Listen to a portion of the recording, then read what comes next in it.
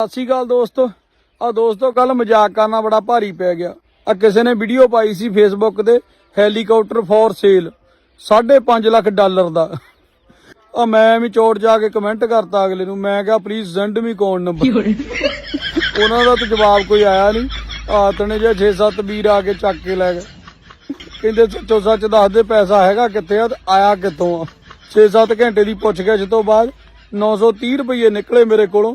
ਉਹ ਵੀ ਘਰਦਿਆਂ ਨੇ ਸਿਲੰਡਰ ਭਰਾਉਣ ਨੂੰ ਦਿੱਤੇ ਸੀ। ਉਹ ਕਹਿੰਦੇ ਏਡੀ ਰਕਮ ਚੱਕੀ ਫਿਰਦਾ। 70 ਰੁਪਏ ਕੋਲੋਂ ਪਾ ਕੇ 1000 ਪੂਰਾ ਕਰਕੇ ਮੈਨੂੰ ਦੇ ਦਿੱਤਾ, ਨਾਲੇ ਰੋਟੀ ਖਿਲਾ ਕੇ ਘਰੇ ਛੱਡ ਕੇ ਗਏ। ਕਹਿੰਦੇ ਆ ਲੈ ਮੇਰਾ ਵੀਰ, ਆ ਜਿਹੜੇ ਉੱਪਰਲੇ 70 ਰੁਪਏ ਆ ਜਦੋਂ ਹੈਲੀਕਾਪਟਰ ਲਿਆ ਤੇ ਇਹਦੀ ਆਰਸੀ ਬਣਾ ਲਈ, ਕਿਤੇ ਬਿਨਾਂ ਪੇਪਰਾਂ ਤੋਂ ਚਲਾਨ ਹੀ ਨਾ ਕਰਾ ਲਈ। ਵਾਹ ਯਾਰ, ਗਰੀਬ ਬੰਦਾ ਕਿਸੇ ਨੂੰ ਮਜ਼ਾਕ ਵੀ ਨਹੀਂ ਕਰ ਸਕਦਾ ਭਲਾ। No.